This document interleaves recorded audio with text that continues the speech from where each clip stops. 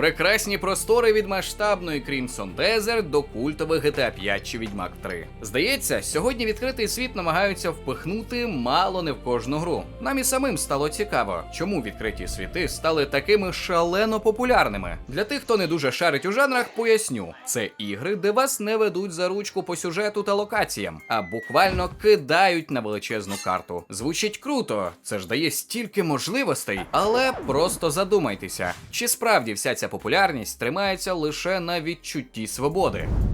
Щоб розібратися з цим питанням, давайте спершу дізнаємось, а що взагалі цей ваш відкритий світ? Багато хто помилково згрібає під цей термін буквально всі ігри, де у вас є просто велика карта. Але справа у тому, що величезна локація не дорівнює відкритий світ. Згадайте, наприклад, Відьмак 2. Ви бачите перед собою гігантський красивий ліс, але як тільки намагаєтеся зійти з протоптаної стежки, ваш герой впирається у невидиму стіну. Або ж візьмемо свіженький Starfield, де ви підходите до дверей звичайнісінького будинку, і гра зустрічає вас екраном завантаження. Це лише ілюзія свободи. Справжній відкритий світ будується з таких складових, як безшовність та системність. Безшовність означає те, що ви можете пройти від одного краю карти до іншого, не стикаючись з жодним екраном завантаження. А от системність – це той випадок, коли світ живе за своїми правилами навіть без вашої участі. Тварини полюють одна на одну, NPC ходять на роботу, виконують рутину і лягають спати, як у RDR 2. Ви не є центром всесвіту, а лише гість у ньому. Саме ця можливість піти куди завгодно і втрутитися в життя цього світу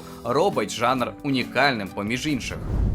Але як ми взагалі до цього дійшли? Якщо копнути в історію, то все почалося далеко не з потужних комп'ютерів. Багато хто згадує стареньку Зельду 1986 року. Вона дійсно зробила революцію, викинувши гравця на карту без чітких вказівок. Ось тобі меч, ось великий світ, біжи розбирайся. Але вона не була першою. Ще до неї існували космічні симулятори на кшталт Elite або рольової серії ігор Ultima, які вже намагалися дати гравцю масштаб. Проте справжнім проривом, який зірвав дах усій індустрії і сформував сучасне розуміння жанру, стала GTA 3 у 2001 році. А саме вона з тих причин, бо перенесла цю абсолютну свободу у повноцінний 3D-формат, більш-менш сучасного мегаполіса. Гравці отримали не просто карту, а буквально пісочницю. В ній можна було сісти в кожну машину, що сподобалась, увімкнути радіо наповну, влаштувати хаос на тихих вулицях або просто кататися містом під зливою. А ось тут виникає логічне запитання: як тодішні калькулятори з малим обсягом оперативної пам'яті це витягували і не згорали на столах? Все завдяки геніальному обману. Розробники почали використовувати техніку під назвою відсікання невидимого. Гравець думає, що навколо нього живе ціле місто, але насправді комп'ютер малює лише те, куди зараз дивиться камера. Просто уявіть, що йдете вночі по темному саду чи лісу з ліхтариком в руках. Ви бачите лише дерева, на які падає промінь світла. Все, що знаходиться за спиною, система наче вимикає і перетворює на порожнечу, поки ви знову туди не повернетесь. Тож в грі це виглядає як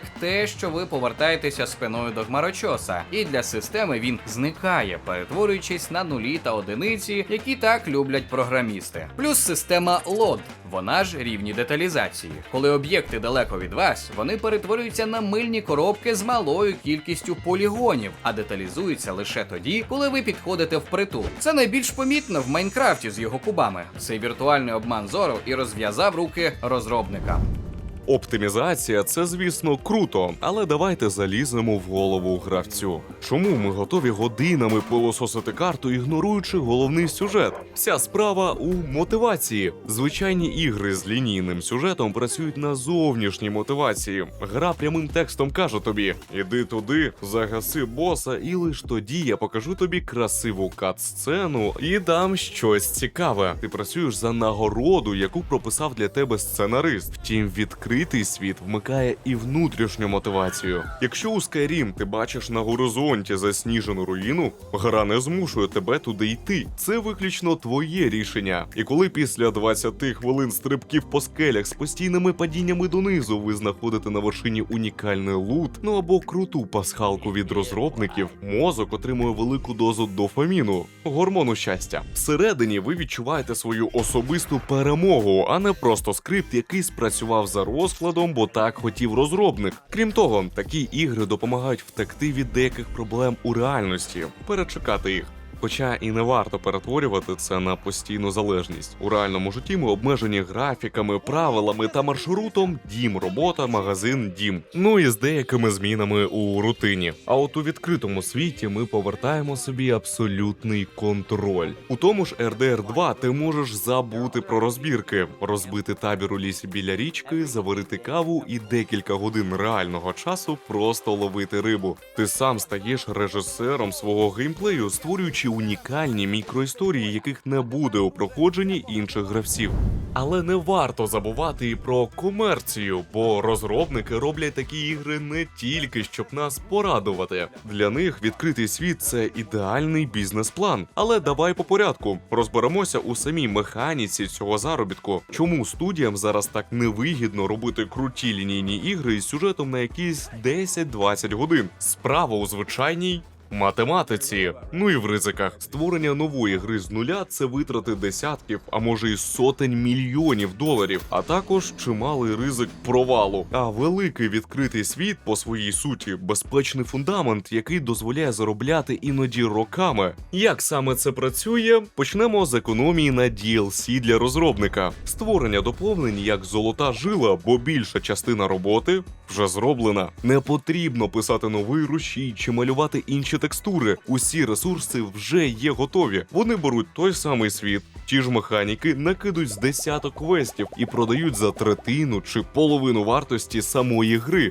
Витрати мінімальні, а прибуток колосальний. Це як знімати новий сезон серіалу в тих самих, уже оплачених та створених декораціях. Ну і куди ж без продажу твого часу? Ти ж не думаєш, що розробники випадково роблять карти такими гігантськими, додаючи туди нескінченний грінд? Звісно ж ні. Вони штучно створюють проблему, щоб потім продати вам її вирішення. А мій улюблений скандальний приклад – Assassin's Creed Odyssey. Гра мала обмеження по рівню. Аби запустити наступну сюжетну місію, гра вимагала від тебе якогось рівня персонажа. Тому доводилося годинами зачищати однотипні табори та виконувати нудні квести. Але, о боже, у внутрішньому магазині так вдало розробники додали пропозицію з придбанням постійного бустера досвіду за приблизно 10 вічно зелених. Тобто ви платите за те, щоб менше грати в їхню ж гру і пропустити нудний етап, який вони самі ж туди і додали. Мегамозок нервово палить у сторонці.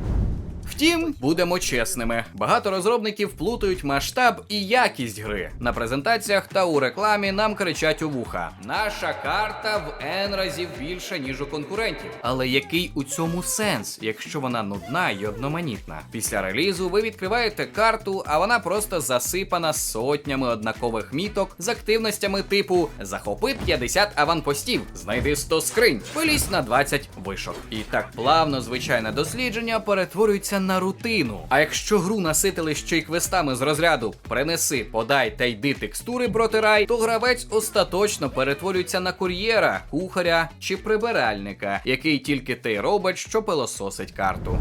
Тож відповідь лежить на поверхні. Для гравців відкритий світ – це інструмент відволіктись від набридчої складної буденності, можливість стати дослідником, забути про правила і створювати власні історії. Ми обожнюємо відчувати, що цей світ підкоряється лише нам. У свою чергу для розробників цей жанр як фундамент, що утримує нашу увагу та дозволяє монетизувати гру роками, знижуючи ризики. Не кожній грі потрібен відкритий світ, але коли його зробили з душею та старанням, то це дарує нам ту саму свободу, за яку ми так сильно любимо ігри.